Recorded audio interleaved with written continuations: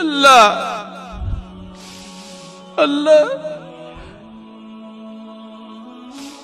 مالا سنا زخمی جو خطا متا تما فریاد تذکر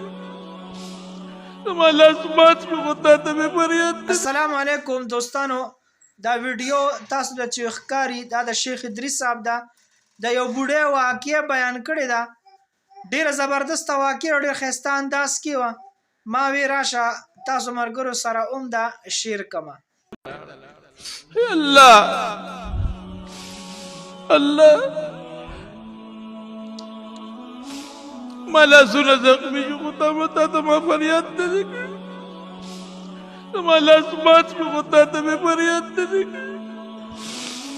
استا پر رضا کی نن لنده شم خدایا چې ته خوشحاله نه خوش یا فریاد نه استاد نوم په غورې راکړه وی ورشه وځه خدای ته دی او محمد ته دی په غورې دا په غور نشم زغمل.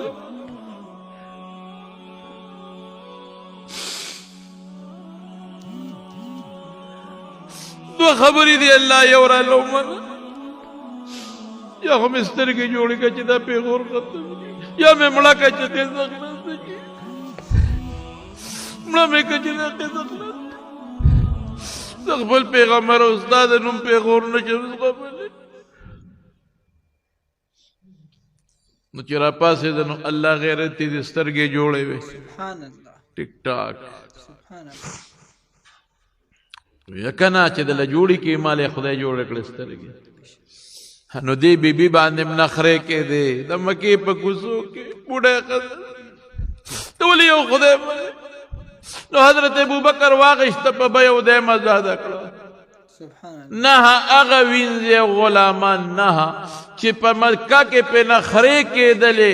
او په مکه کې به د مکې په کوڅو کې په چوکو والی شو او بربند به شو بربند د بیبي زنیرې نه به جامې وایستې څومره ګران کړ.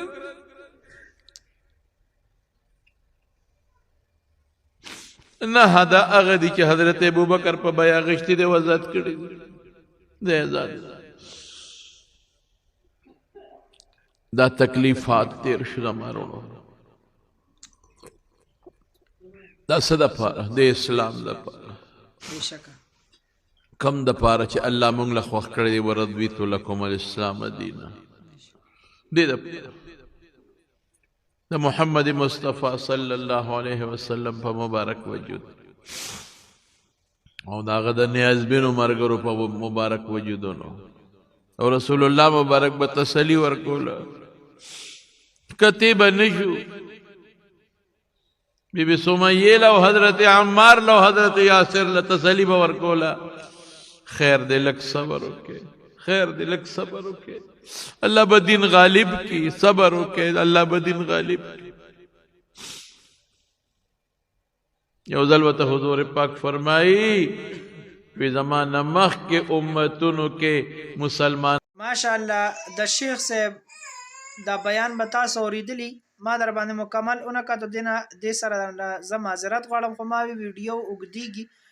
انشاءالله د شیخ صاحب او د کشان نور د مشهور علماو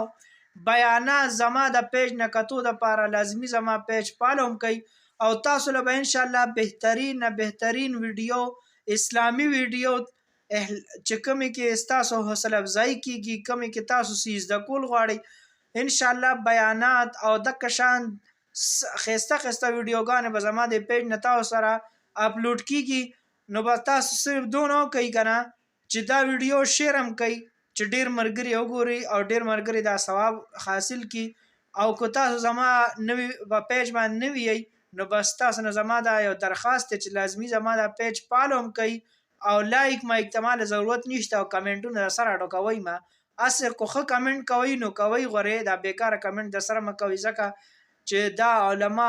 زما زیاتره د علماو ویډیوګانې د علماو بیانات یو پې باندې داسې کمنټونه راځي که نه چې تاسو له زه نشم ویلی خو بس دا دې پورې تاسو نه زه اجازت غواړم د الله په امان. السلام علیکم.